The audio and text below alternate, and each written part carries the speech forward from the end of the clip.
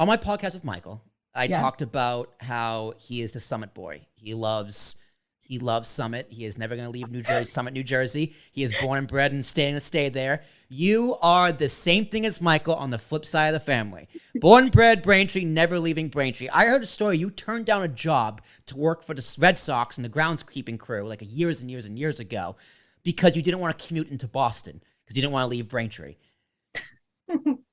Well, not quite true. All right, so first off, clear the air on that, and then talk to me about Braintree, Massachusetts. So, I love the Red Sox. I'm a diehard Red Sox Yes. fan. Just like you and your brother and your dad are diehard Yankees fans, which it's a great thing in our family. Don't get me wrong. It's a lot of fun. It is. It's a lot less hostile because Dad's side of the family, they're all Met fans. Well, at least a lot of them are Mets fans, and Uncle Chris is a Yankees fan. But Dad's a little more hostile. Yeah. You and Uncle Jana and Carol is just kind of like, yeah, it's fun, right? We just have fun ribbing on each other. Exactly. So one of my former bosses said, well, my cousin or my brother or some family member works for the grounds crew, and I could probably get you a job. Well, I'm a former softball pitcher, and one of my coaches always wanted me to have more upper body strength. And I was like, with my back and my lack of upper body strength, I don't know if I could be a groundskeeper unless I was just doing the raking. So I was like, I don't know. It's hard to get into the city with my motion sickness and all that. I'd have to drive in and park and, I don't know. It just wasn't right for me. I think I'd rather go to the games and not know the behind the scenes.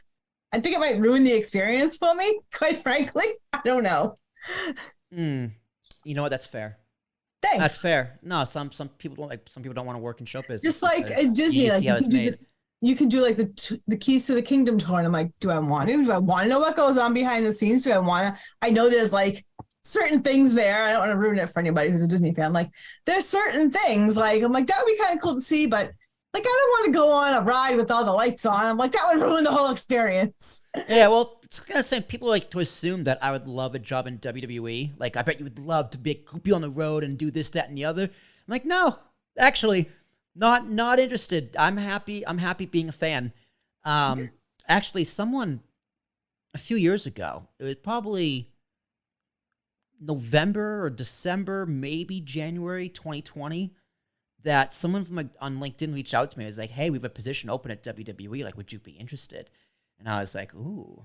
I courted for a second. I was interested. I'm not gonna lie, it piqued my interest, but then I got moved to Stanford, and I was like, no, absolutely not. I'm happy here in Jersey. But yeah, I had this. I don't want to work in like a WWE because I don't want to. Sometimes you don't want to see how a sausage is made. Sometimes you just want to feign ignorance and just take a bite into it. So yep. I get that. But Braintree, Massachusetts. What is it about Braintree? I grew up in Braintree. I'm a fan of Braintree. That being said, I never want to live in Braintree ever again for the rest of my life. You are so not a fan of Braintree. I am a fan. No, I tell people it was a great place to grow up, but I've been there, done that. I don't want to do it again. Okay, fair enough. I know you had tough time at times, and I went through tough times as well. I think we were both bullied at some point in our elementary school and junior high years, probably into high school. I know I was. Just through freshman year, and then it was all over. But it's just, I don't even know how to explain it. Like when you and Michael were talking about Summit and him being a Summit boy and never leaving, I was like, that's me in Braintree. I was like, this is going to come up in mine, isn't it? So I don't have an answer prepared for you. It just, I think it's a certain level of comfort. And when I think about where would I want to move, like maybe Norwood, but then I'm like, but harder access to Route 3. And this is like, it's kind of like the devil you know versus the devil you don't know. Easton.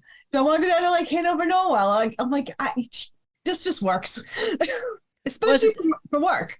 Has it changed over the years? Because then I go back and I drive around the neighborhoods, and it's like most of it looks the same. The house looks the same. Businesses come and go as businesses do. But I guess like the demographics of Braintree. Take my neighborhood for example. Right, you got my house in the hill with my parents, but from when I was a kid, all the people who lived in that neighborhood, they're all gone. They're all gone.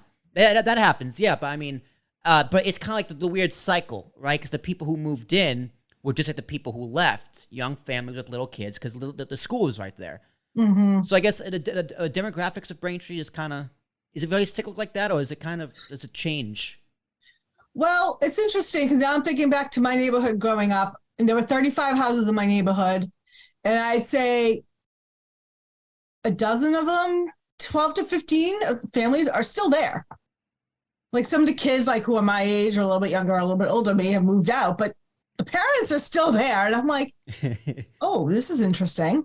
And then here in my condo, in my building alone, so there's 12 units in my condo in 4 buildings. So there's 1, 2, 3, 4, 5, 6, 4, 5, 6, 7, 8. There's 8 of us who like have been here like 12 plus years. And there's like the other 4 units there. I'm the second or third owner since I moved in a little over 15 years ago. So yeah, some people stay and some people move. And it's funny because like I'd say 7 or 8 of us, 8 of the units have single people in them. Like we're all single, we're not married. It's very interesting. The demographics in my building, it's kind of cool. I'm single, but I'm not alone up here. So the Braintree Rotary Club installed a peace pole at Town Hall next to French's Common in the fall. And they had the 8 most populous languages on it. And it says, let there be peace on earth. And it's the English, obviously, and then the 7 most populous languages at Braintree High School. So I found that interesting because I was like, I don't even know what they all are. So I thought that was really cool because it speaks to like the diversity in Braintree. Yet most of the places I go, it's people like me, white people. And I'm not going to dive too much into it, but I fully believe in DEI, diversity, equity, and inclusion. I'm a strong advocate for women and minorities and the LGBTQ plus community as I'm an ally. I've got family and friends who are in the community. So it's important for diversity in my life, and I've always been open to it. So for me, like, I'm like, oh, there's 7 languages. I don't even know what they are. I don't even know what 3 of them are, never mind 7 of them.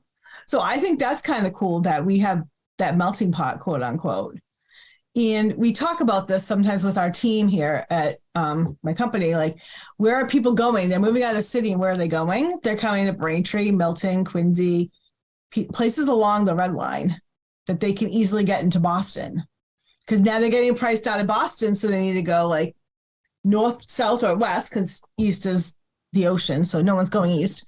But it's just very interesting to see where populations are moving. And when we're working with clients, like, where do you want to move your business, or where does your church want to go? Well, if we can't find a place in Boston, let's go down 28 into Milton and Randolph, because 28 goes right in and out of Boston. Let's go to Milton and Quincy. They're right next to Boston. They don't go north as much as they go south, but I don't know if that's just because we mostly do South Shore and not as much North Shore, or if that's just where their population is, their congregants, their clients. So I think the north, weird thing. I think the north is also a little more expensive, right? Like Lexington and Concord are up there. Mm-hmm. That's very, very expensive. Winchester. Winchester, even if you go out west, right, towards like Springfield, Western Massachusetts, all that old money, it's surprisingly very, very expensive out there as well. But the South Shore, I do live in the South Shore. I'm just touching on diversity. My high school, my experience growing up is very diverse, right? We had a lot of Asian kids in our classes. We had a few Muslims. We had a few black kids in our class. But we also, in high school, we had the METCO program, which I tell people from like other cities, or like other states, and like, what's the METCO program? It was just a program where inner city kids would take the bus every morning and come to school in the suburbs. So Braintree High School had a lot of kids in the METCO program, and some of the smartest, nicest kids in that high school. So yeah, but Braintree always has been a diverse town. Obviously, largely white, as most towns are in America, but still a very diverse town. Great place to grow up. Historically great. The Thayer House was always a lot of fun. Did you do the 5th grade field trip to the Thayer House? Absolutely. I still want that butter, man, that we churned. I have never forgotten about that. I'm definitely a foodie. I love the butter that we made naturally. And I'm like, can I go back and make more butter? Like, I wanted to go on anyone's school field trip as a chaperone so I could make the butter. Make the butter. Use like the spinning, the cloth thing, the spinning, whatever. Like the loom or the sewing. The loom. That's it. It was the loom. The loom. Thank you. I can always count on you. And the historical context. You know, you mentioned two presidents, John Adams, John Quincy Adams. Their house is technically land in Quincy nowadays, but all of Quincy used to be Braintree. So fun fact. Yes. If anyone out there who doesn't know what Quincy is, it used to be all of Braintree. Because Braintree is probably one of the oldest towns in the country. Well, Virginia is older, but Braintree was like, what, 1680? 1630? 1640? 1640. 1640. I believe in, oh my God, I'm going to be in so much trouble if I'm wrong. Well, the Pilgrims landed in 1620. Someone give it a quick Google and let us know what year Braintree was founded.